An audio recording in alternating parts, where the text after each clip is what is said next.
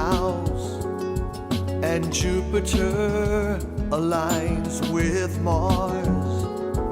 Then peace will guide the planets, And love will steer the stars. This is the dawning of the age of Aquarius. Age of Aquarius. Aquarius. Aquarius. Harmony and understanding, sympathy and trust abounding. No more falsehoods or derisions, golden living dreams of visions, mystic crystal revelation, and the mind's true liberation. Aquarius, Aquarius. when the moon is in the 7th house, and Jupiter aligns with Mars. Then peace will guide the planets, and love will steer the stars. This is the dawning of the age of Aquarius. Age of Aquarius. Aquarius. Aquarius.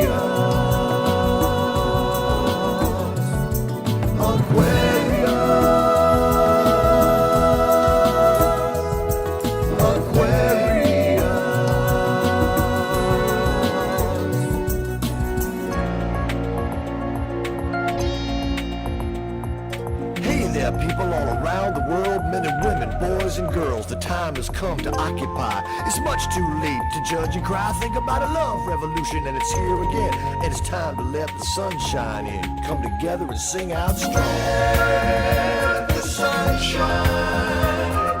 Let the sun shine in. The sun shine in. Let the sun shine. Let the sun shine in. The sun shine in. All around the world. Let the sun shine. Come together. Let the sun shine. Sunshine. The sun shine in. Everybody sing. Let the sun shine. Open up your hearts. Let the sun shine. Sunshine. The sun shine in.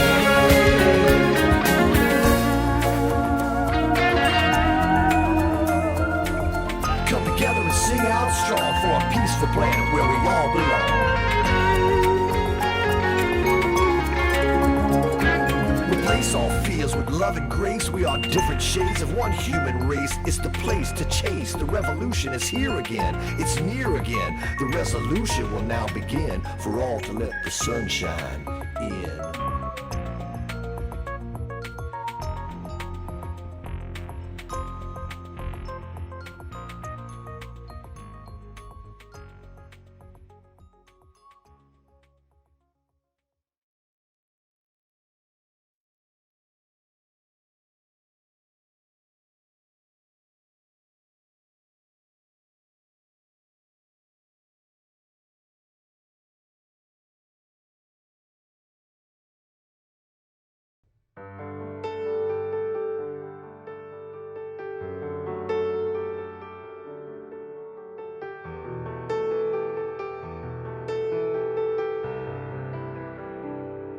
In my eyes,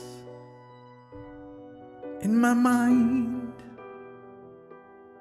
in my heart, in my soul, in my life, I have been searching for something, but you were my dream. You're perfect, you're golden, golden. you're the light, your love. You're perfect, you're golden,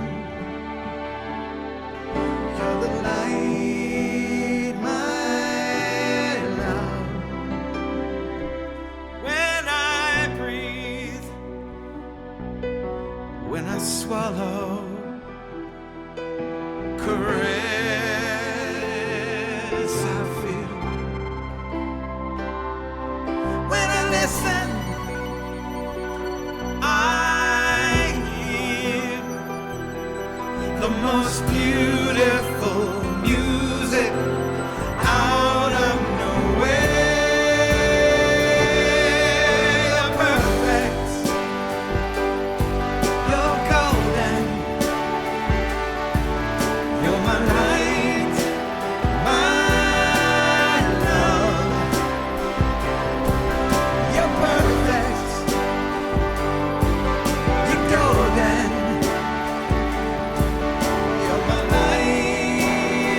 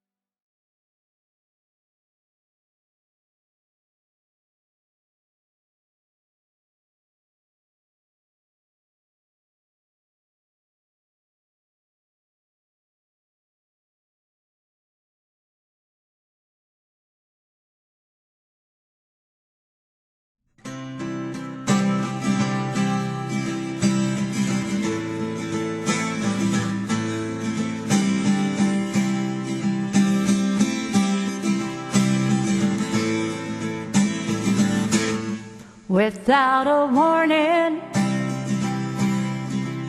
without a sound. We woke up one morning to a world turned upside down. Everything changed in the blink of an eye, dealing with the unknown and trying to survive. We were locked down in our homes, surrounded by bad news every day, watching our lives as we knew it quickly fade away.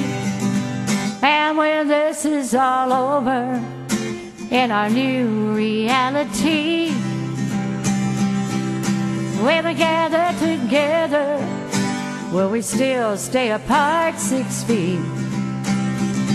Will the music be playing like it did before? When this is all over, I'll treasure each day even more. We've been through quite a battle, like none we've ever seen. We kept hoping we'd wake up to find out it was all a bad dream. But that day's never come. It'll be a while yet, with more obstacles to overcome and challenges to be met. We were locked down in our homes, surrounded by bad news every day, watching our lives as we knew it quickly fade away. And when this is all over, in our new reality, when we gather together, will we still stay apart 6 feet? Will the music be playing like it did before? When this is all over, I'll treasure each day even more.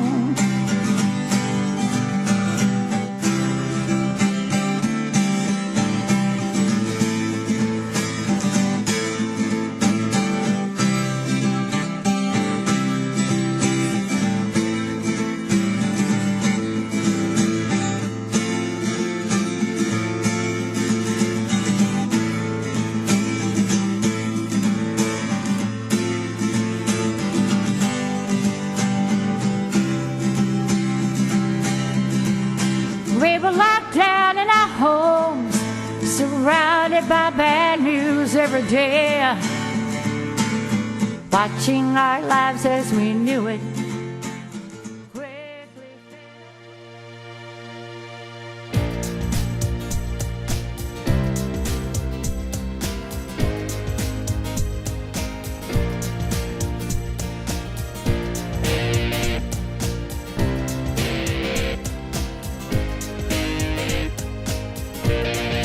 I'm in the right place at the right time. I am just where I'm supposed to be. I'm in the right place at the right time.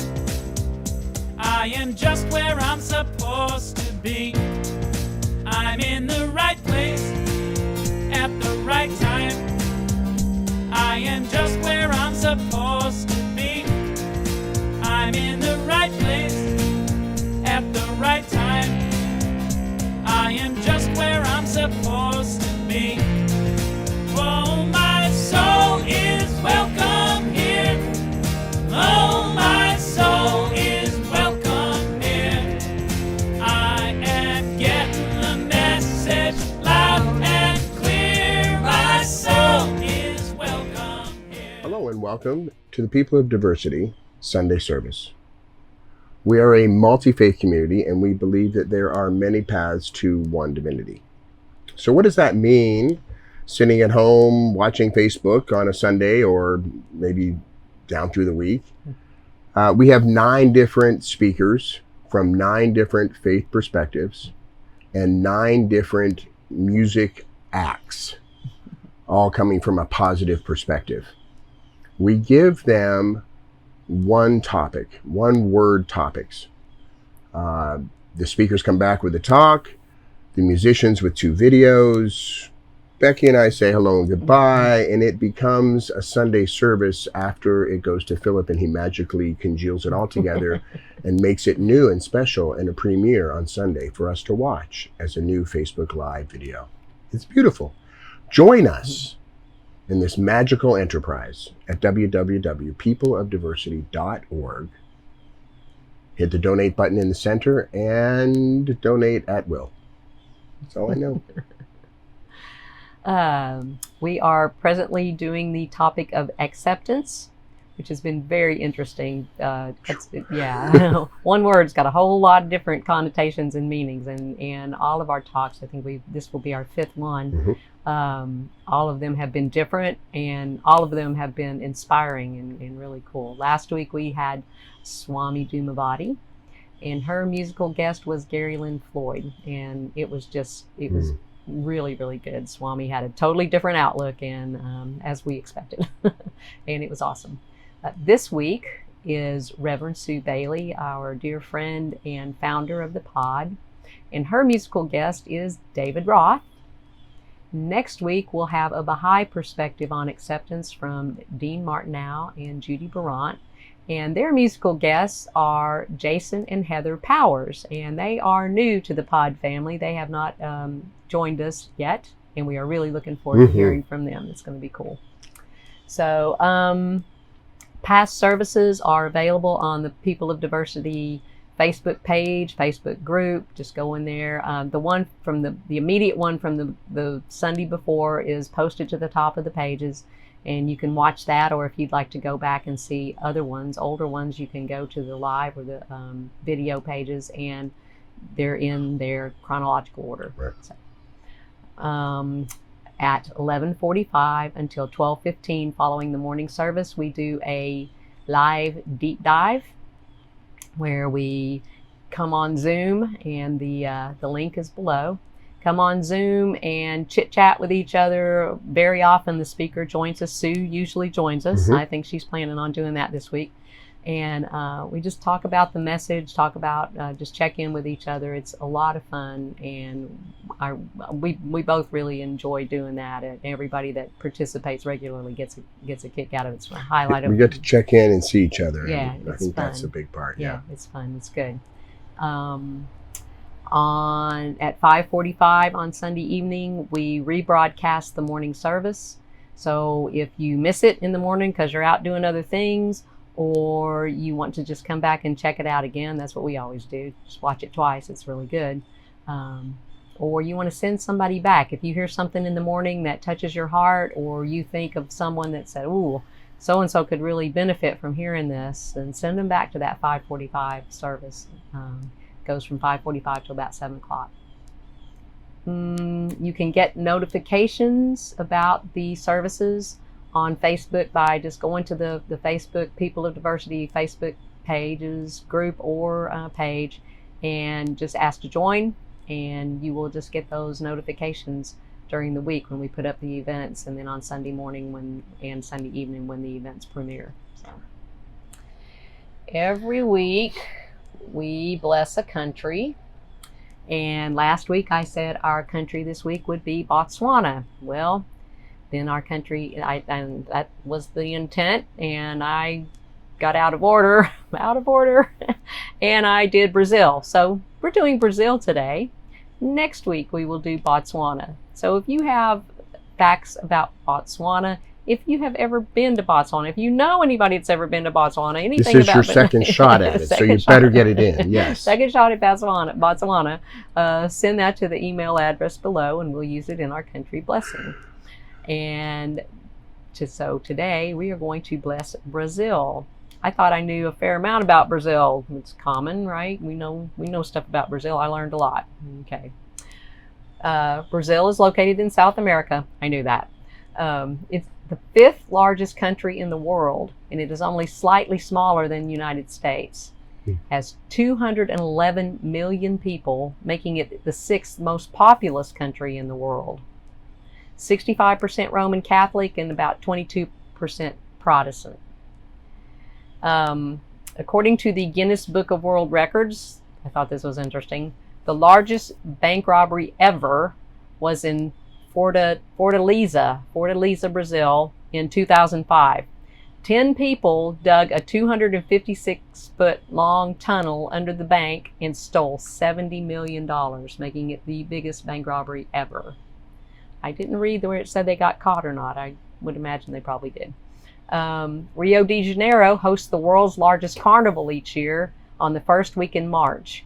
And in 2018, it had 6 million participants. Yeah, that's crazy. About 2/3 of the Amazon rainforest is in Brazil, as well as the world's largest swamp. Okay, Snake Island is touted as being the deadliest place on Earth. Nobody can go there without authorization from the Brazilian Navy. You have to get trained, and you have to be accompanied by a doctor in case you get bitten by snakes. So mostly scientists go there to do research. There are 45 venomous snakes per every 328 feet. So you can't go anywhere or hardly walk anywhere or do anything without running into a venomous snake, the deadliest place on Earth.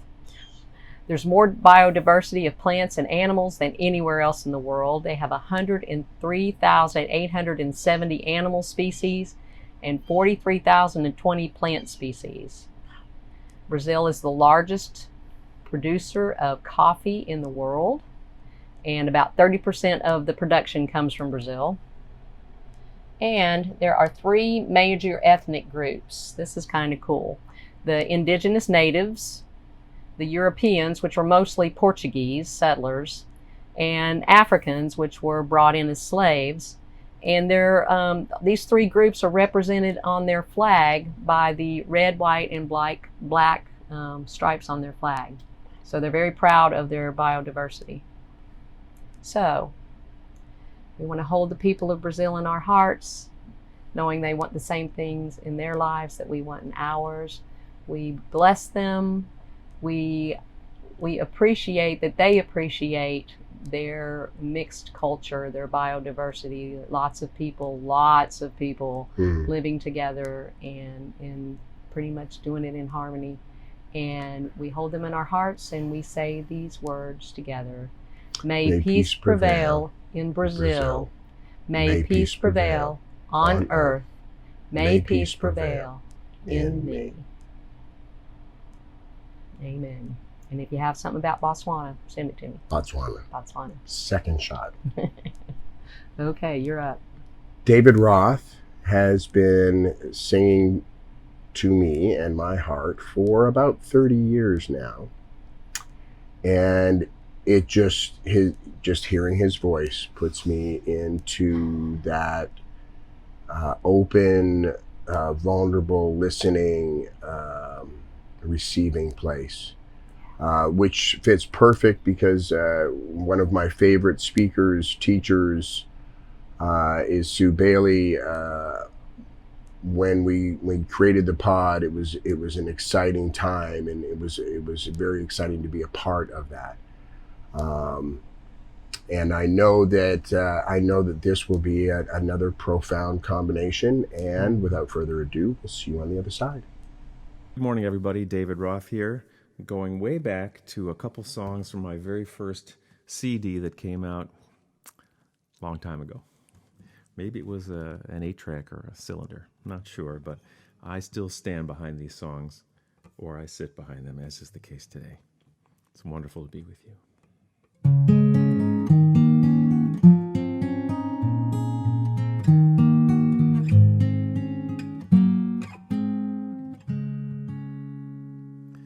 Just like the keys of a piano are we, 2 different colors and all different keys, living in search of the same melodies, looking for ways to be blending. Just like the strings of a silent guitar, We're next to each other, not touching, but play them and then we can see who we are and hear how we're sounding together. Just when it seems that we're learning the songs, we'll find an excuse to stop playing, embarrassed that some of the notes might be wrong, and afraid of what we might be saying.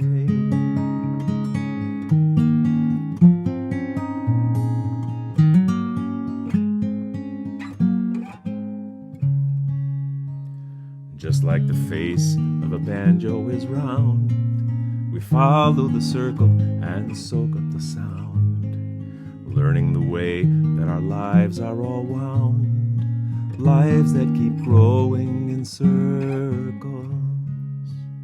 Just like the notes of a scale, we wait, hoping for one to arrange us, descending and climbing in measures of fate, resolving our patterns and changes.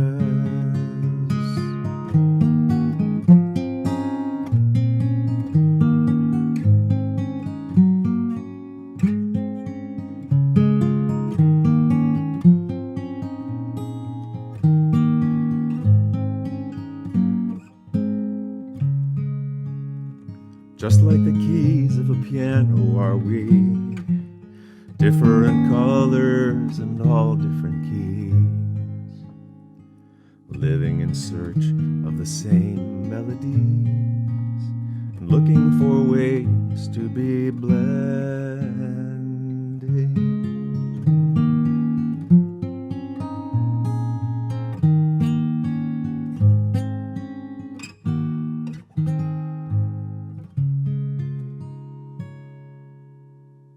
And here's the title song of that first CD, going all the way back to 1993.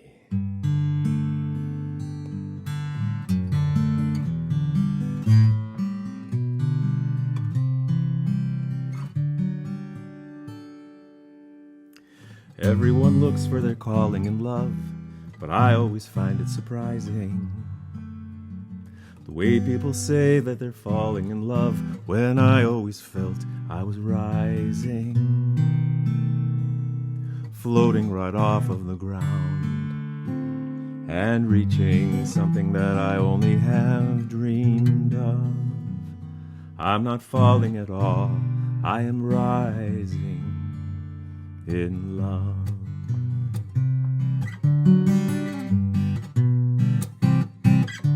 And everyone talks about tying the knot, but I have a hard time agreeing with the way that we bind up the love that we've got, when the feeling of love should be freeing, lifting each other up instead of giving one another a shove.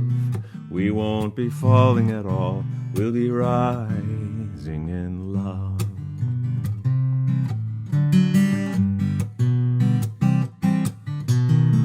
How do you let love grow? You've got to give it a chance when you found it.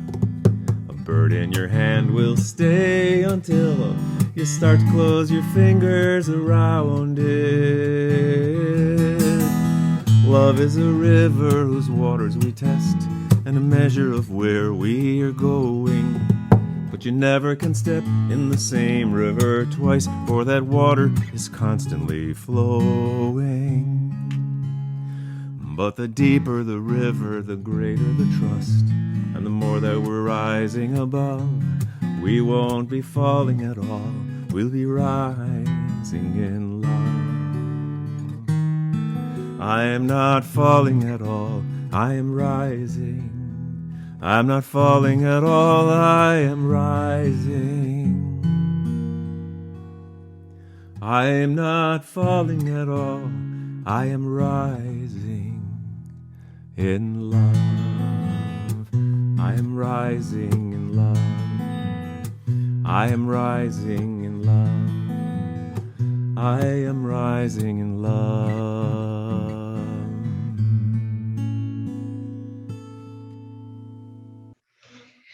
So one day, two friends went out for a ride in the country, and they drove off the main roads through groves of trees to some uninhabited expanse of land.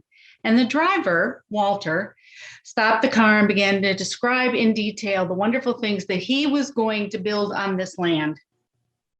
He had asked a friend along to sort of fill him in on his great adventure and to be part of it. But Arthur thought to himself as he listened to his friend explain this dream, who's going to drive 25 miles out in the middle of nowhere for some crazy project? It sounds outrageous. So Walter went on to explain to Arthur that he had the money for the main part of the project, but the land bordering it in not too many years was going to be filled with hotels and restaurants and convention centers to accommodate the people who are all going to come. And he said, I want you to have the opportunity, Arthur, to make millions. Well, Arthur thought his friend's idea was crazy. And so he decided he would just tell him that he would think about it. He'd go home, think about it that night, and which he never intended to do. And he never did. And Walter said, you better move on this right now. And as the story goes, Art Linkletter turned down the invitation to buy up all the land that surrounded Disneyland. His friend Walt Disney invited him to join his dream, but Art thought he was crazy, and Art wasn't willing to accept the gift that Walt was offering him. So how often have we all joked that if you believe this, I have some swampland to sell you? And it isn't necessarily a joke, because we're given opportunities every day, many of them, and many of them we laugh at, or we think are crazy, or we think are a waste of time, or we think we don't deserve, or we couldn't accomplish.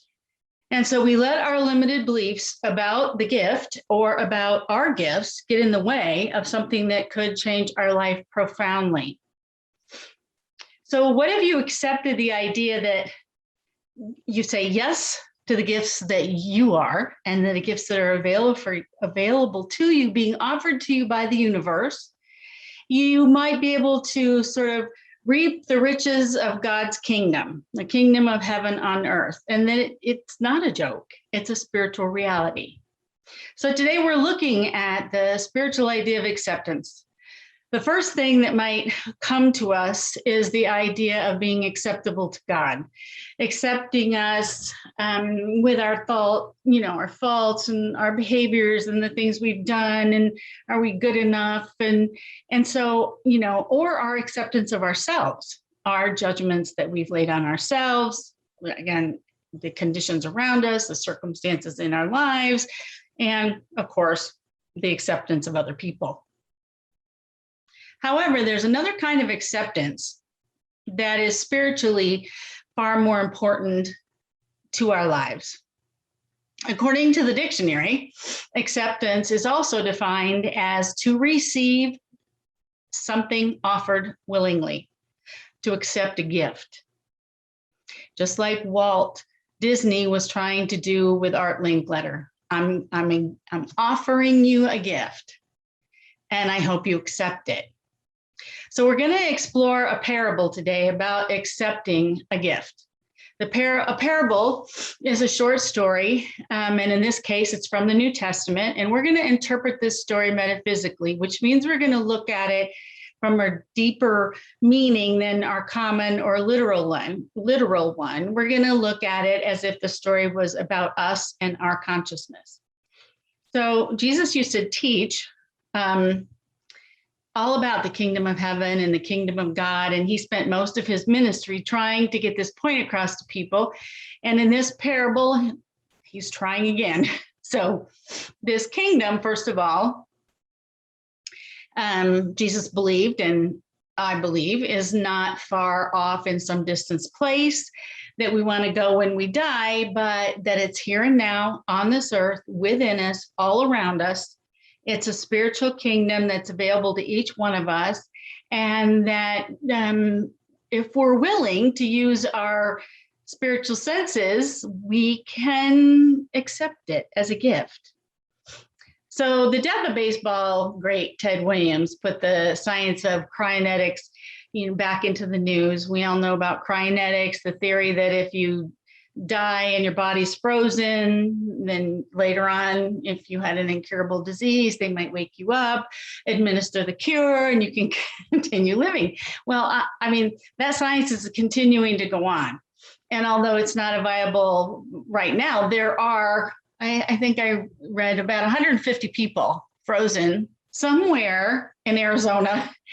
And but it showed in something that I read that all of the hair off your head has to be removed before they can attempt the freezing process.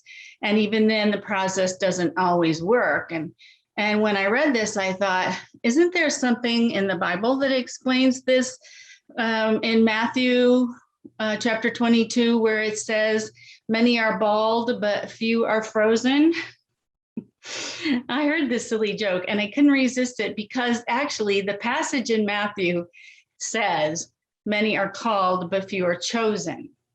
It's the last line in the parable that we're going to look at today. It's often called the parable of the wedding banquet, and is often so confusing that people don't want to talk about it. So now you can remember it as the cryogenics parable. So the parable of the wedding is found in Matthew chapter 22, and it goes like this. Once more, Jesus spoke to them in parables, saying, the kingdom of heaven may be compared to a king, God, who gave a wedding banquet for his son, all of us. He sent his slaves or servants, which are the early prophets, to call all of those who had been invited to the banquet, but none of them could come. So again, he sent other servants, other later prophets, saying, tell those who have been invited, look, I've prepared a dinner, my oxen and fatted calves have been slaughtered, and everything is ready. Come to the wedding banquet. But they made light of it, and they went away, one to his farm, another to his business, while the rest seized the king's servants who he had sent out, mistreated them and killed them. And aren't these lovely stories? Don't we want to hear more? So the king was enraged. He sent his troops. He destroyed the murderers, burned their city, and then he sent his servant Jesus and his disciples. And he sent them out, and the wedding is ready, but those who invited have not been worthy. So go out into the main streets and invite everyone you find to the wedding banquet. These servants went out into the streets and gathered all who they found, both good and bad. So the wedding hall was filled with guests. So far, this amazing abundant feast is not people. I mean, the amazing abundant feast is the universe, is what the universe offers us. The people who are invited metaphysically are not people, but there are thoughts. So every thought about ourselves, about the world or how it works. And so it's kind of like, where it says good or bad. So I would add in rich, educated, poor, uneducated, religious, non-religious, everyone, and whatever they're thinking, whatever their thoughts are, have been invited to this rich, full, prosperous wedding celebration. Technically, in a marriage with the divine. So as the thoughts, we have thoughts that profess to already know everything, our priestly thoughts, or what we might think of as our very religious thoughts. They're invited, but because they already know everything, they don't need to go to the wedding. And then those thoughts that are our social thoughts, like people who go to church so their neighbors will see them there, or the thoughts that have us play social roles that society would prefer us to play. And then there are the thoughts that we aren't worthy, non-believers, people that believe they can't, that they don't deserve, and those thoughts that keep us poor, all invited. Eventually, the whole gambit of thoughts, all invited. So the story goes on. But when the king came in to see the guests who had showed up from the streets, he noticed a man there who was not wearing a wedding robe. And he said to him, "Friend, how did you get in here without a wedding robe?" And the man was speechless. Then the king said to the attendants, "Bind him hand and foot and throw him into the outer darkness, where there will be weeping and gnashing of teeth. For many are called, but few are chosen." Well, this version of this parable is also in Luke, and it's just a little different. It talks about the original guests all having excuses why they couldn't attend. One said that he just bought a piece of land and he had to go look at it. Another one said he had to try out 5 oxen that he had just purchased. And the third said he had just gotten married and he couldn't make it to the banquet. Did any of those excuses ever stop you from going to a party? Probably not. But I'm sure you had your own. So it doesn't matter about the times or the excuses. What matters is the thoughts that we have that we use as excuses. And so that story ends a little differently. Luke has the master saying, "For I tell you, none of those who were invited will taste my dinner." Same idea, just different words. So let's take a good look at the parable because there's a lot going on here. First, the wedding banquet represents the kingdom of heaven, and everybody's invited to it. And Irvin Seal is a Science of Mind minister whose book, Learn to Live, The Meaning of the Parables, he says that the banquet provides food for the hungry mind and the answer to every problem, strength for the weary, hope for the failures, confidence and peace of mind for the distressed and storm-tossed, are laid out in lavish abundance. And he writes, "Let all who are bidden come to the feast." So God's inviting all of us to this abundance of the banquet, this serenity of the kingdom. Yet Jesus is saying in this parable, most of us don't accept the invitation. We make lame excuses. We're too busy with the material stuff of life to pay attention to the spiritual aspects of life. And Seal goes on to say, those who ought to be at the table consuming the spiritual truths are not there. The philosophy and religion and science of the world are too busy with externals to heed the call to the wedding feast. Jesus addressed this parable to the Pharisees. Now, those were the Hebrews who paid meticulous attention to the law with all of its ceremonies and rites and rituals. And the biblical Pharisee justified himself by his outward acts and outward behavior, but ignoring the inner connection, the inner exploration of that spiritual part of him. And in our 21st modern century, the Pharisees are really our modern culture, because we're always transfixed on the outer, big jobs, money, things that money can buy, and ends to a means. We're all invited to this spiritual banquet, but most of us don't acknowledge often that it's even real, and we've declined the invitation. Seal says, real awareness of the inside world and of its tremendous significance in our daily lives comes only when we rise to that level of consciousness, which is called the kingdom of heaven. And to rise to that level, we have to take control of our minds and our thoughts. We can't accept the invitation to the wedding banquet until we're willing to accept the banquet's possible existence.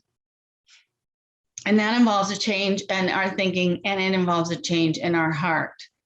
So we need not only to change our thinking, but also our emotional nature. We need to blend or marry the two. And that's why Jesus made the point that this banquet isn't just any old meal, but a wedding feast. It's a place where the intellectual and emotional aspects of us are bound together in consciousness to produce an eternal holy union. So kind of like the divine part of us and the material part of us come together. And as I said earlier, in the Western world, we're so bound up about material things that we're often not even connected very often to our inner spiritual world. And because of this attitude, we turn down this invitation often to this wedding banquet. Andrew Harvey, in his book, Son of Man, The Mystical Path to Christ, delivers a scathing attack on those who are so bound by material things. And of this parable, he writes, God has made a banquet for everyone. The rich, however, are too preoccupied with their own affairs, their fields, their oxen, and marriages to notice or care for the feast that's offered to them. And as it's offered to everyone, they simply cannot see, blinded as they are by their own transient power and importance, the glory of the banquet and the source of true wealth. They miss the true feast of life, the feast of the kingdom, because their hearts are vain and their minds are distracted by the necessities of staying powerful and in control. Okie dokie. But if we talk about distraction, it is almost always out here that distracts us from sitting quietly, from meditating, from focusing, on our internal spiritual life. So we already know that this doesn't mean that we're supposed to quit our jobs and sell everything we have and begin begging on the streets. It simply means that we must control our possessions rather than our possessions controlling us. We have to change our hearts and minds about what's important. We have to accept ourselves as powerful spiritual beings, that the kingdom is at hand. Jesus didn't say, seek first the stuff. He said, seek first the kingdom. And one thing about this that I want you to really get is that we have to accept that this gift is offered, but we also have to accept that we're worthy of stepping into it. So we have to see ourselves the way God sees us, which is always worthy and always forgiven, always perfect. So we also know that Jesus was a radical, and he envisioned a kingdom of heaven completely different from the world in which he lived, and certainly different from the world in which we live now. And if you study the parables, you'll see that every one of them seems kind of upside down from, his interpretation of it, from life now, or from the way we would typically just see something. So his unusual strength and power derived from the fact that he was able to fully integrate his human life and his spiritual self, and he clearly advocated and accepted a new social order. And this advocacy is no doubt what got him executed. So, Andrew Harvey goes on to say, Jesus is overturning the entire wisdom of so-called civilization in the name of higher and more paradoxical wisdom of God, for which, as Paul says, the wisdom of the world is foolishness. We often see it backwards.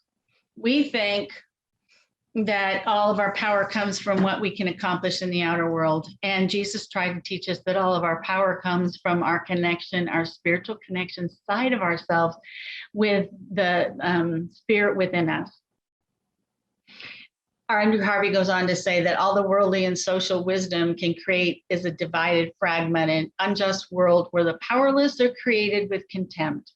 The family of God, rooted in wisdom and of unconditional compassion, embraces all beings without exception and honors precisely those that the world despises. We all know this. This isn't anything new. So this wedding banquet open to everyone, the good and the bad. And so the king went on and he entered the hall and he saw apparently a man who wasn't dressed properly. He accosted him, asking him how he got in there without his wedding robe, and he threw the guy out into the darkness where there is weeping and gnashing of teeth. So what is this all about? Because this is the key to this whole wedding banquet. How could the king throw somebody out that he just invited? And he, explicitly told his servants, invite everyone. When the guy in the story says the guy didn't have a proper robe. So it's kind of like us Floridians who come to social events dressed any way we want. And that wouldn't happen up north. No shorts or flip-flops in church or lots of other places. But if we look at this biblical dress code metaphysically, we'll see a whole new side of it. So consider the possibility that the wedding robe or the man's garments are really his consciousness, his attitudes, his beliefs, and his thoughts. So the mind must have its proper garment to fit the occasion. Just as in external bodily life, we do not wear sports clothes to a wedding or bathing suits to dinner. A wedding guest at the banquet of the great king in the kingdom of heaven should have on the proper garment, or he doesn't belong there. We have to accept it or we can't receive it. In other words, we have to be in the state of willingness to accept this gift, to be in this marriage of the divine and the human. And if we're not, then we're just fooling ourselves and we just don't really belong there in that space, trying to pretend that we're up for it or interested in it or really want to have it. So there must be no mental reservations, no unfinished business in the mind. There must be no unredeemed emotions, such as resentment or ill will or quarrels. These are wedding guests without proper garments. All of these things. They're present, but they don't belong there. They don't belong in God's kingdom. In other words, if your mind and your heart aren't clear, if you're holding old resentments or grudges, your presence at the wedding banquet is a sham. You're trying to put one over on God, and you know it's not going to work because we've all done it. We've all been there. We've all wondered then, well, why isn't it working? So what should you do with these negative thoughts, attitudes, and beliefs? Well, the parable makes it clear. You cast them out. You throw them out into darkness. You get rid of them, and you open in your heart and your mind to take on positive, loving, compassionate attitudes and beliefs and thoughts.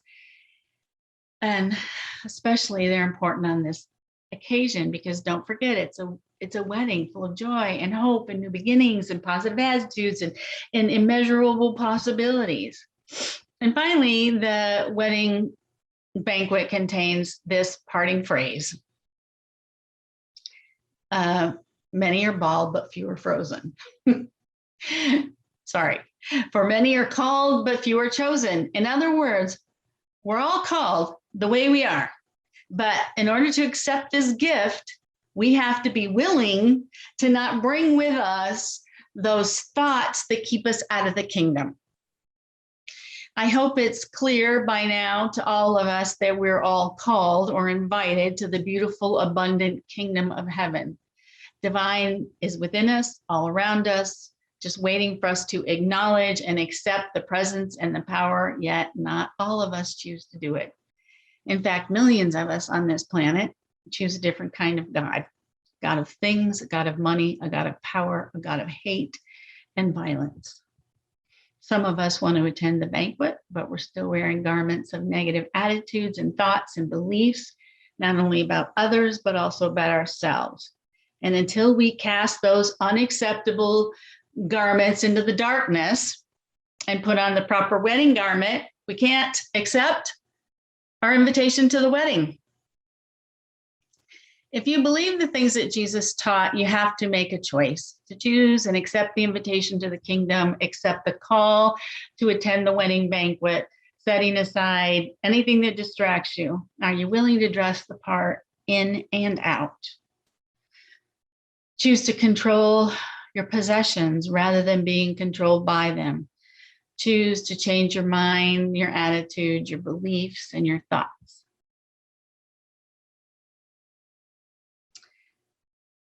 Become one of the chosen.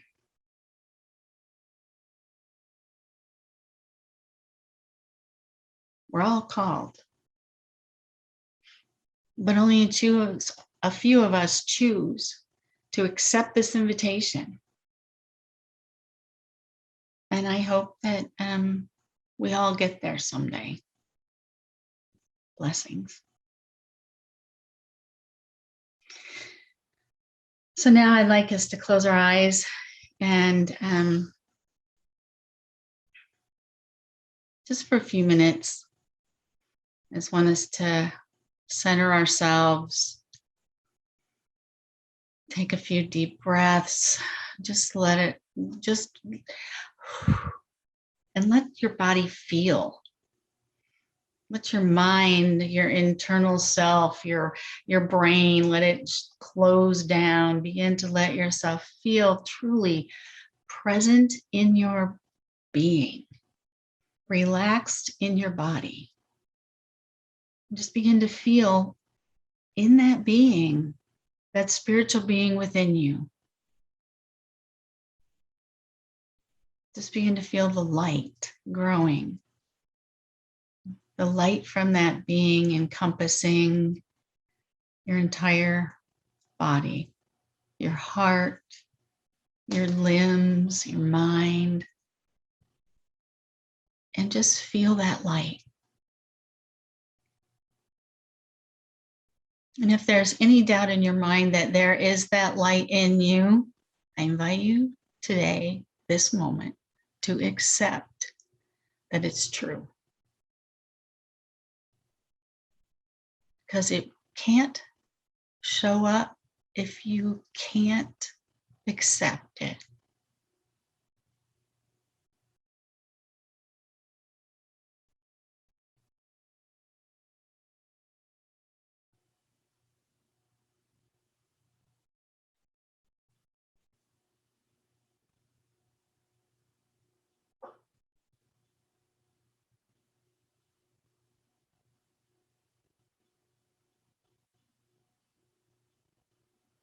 And so from this place of accepting that we are powerful, spiritual beings of light, say yes to the invitation. Say yes to the banquet that is the kingdom of heaven on earth. Be willing to accept the gift.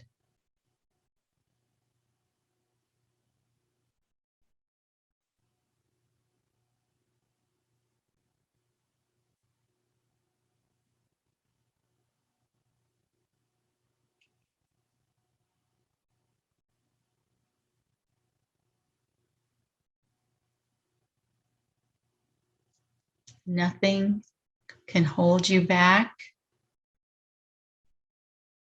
from this amazing gift, except you, except your thoughts, your beliefs, your attitudes, your unwillingness.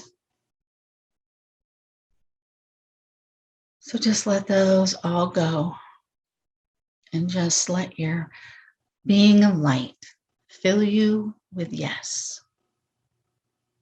Yes, I accept. Yes, I am willing. Yes, I am loved unconditionally.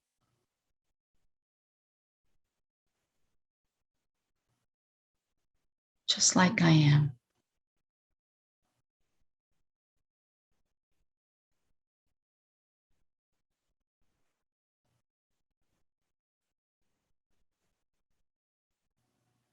And now I invite you to put your hands on your heart.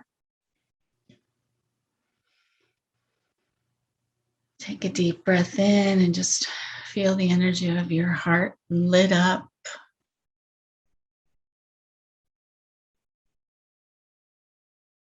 And I want you to bring to your mind something that brings joy to you. Puts a smile on your face, lights up your being with joy and happiness. And I want you to just hold that for a moment and let your whole entire being smile. Let it bring a smile to your face and just feel that energy of joy.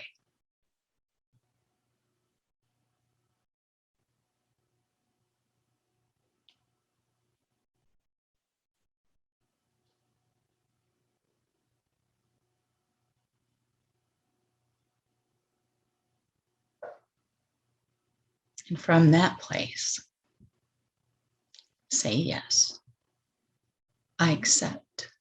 I am willing. I am grateful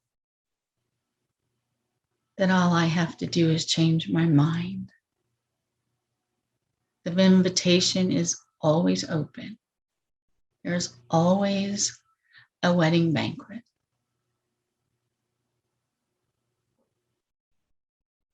And so we say thank you for this amazing journey that we call life.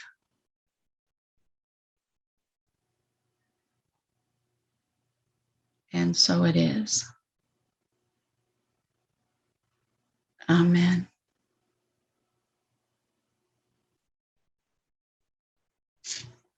Namaste.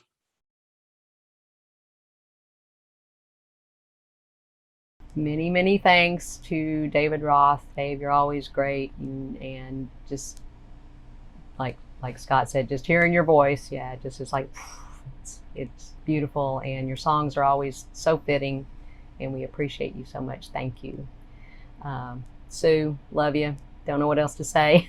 You're always awesome, and it's just like with David, when I just hearing your voice and being there with you and for these talks and in the deep dive, it just makes my heart sing. It's not as good as being here and being able to hug you, but almost. Close. So, close. All right.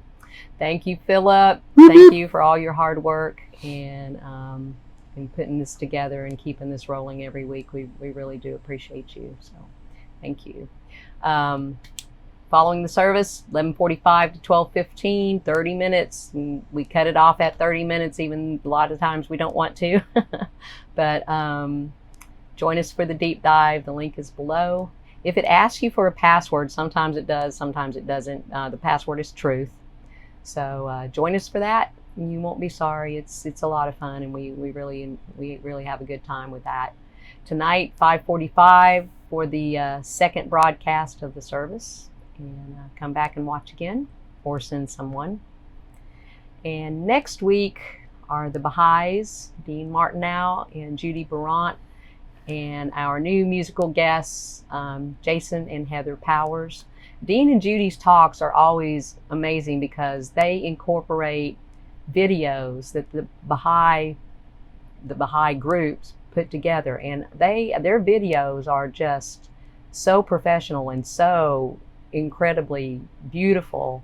And yeah, it's always a treat. Their talks are always really, really good. So thank you, and we'll see you next week. What you got? Well, I think we're just in a wrapping it up mode. So if we can remember that you can contribute and throw in at www.peopleofdiversity.org. Hit the donate button and tithe accordingly, donate, give, whatever word works for you. We're going to take a moment right now and just say thank you for that. So if you'll take a deep breath, settle into the ground. Spirit, thank you for this opportunity to participate, to give, to support, to be a part of this amazing journey. We are grateful for all the opportunities that we have, and we say amen. Amen. Now, don't click off, because the very best of this part is next. We'll listen to an amazing song. Bring to your mind's eye anyone in your world who needs support, could use support, might need support, or somebody you just want to put some love on, yourself included. And let's all put some energy out to each other and listen to this song and just spend a moment being. Have an amazing week. We'll see you tonight or sometime through the week. Bye now. One power, one power, one power, one power, one power, one power.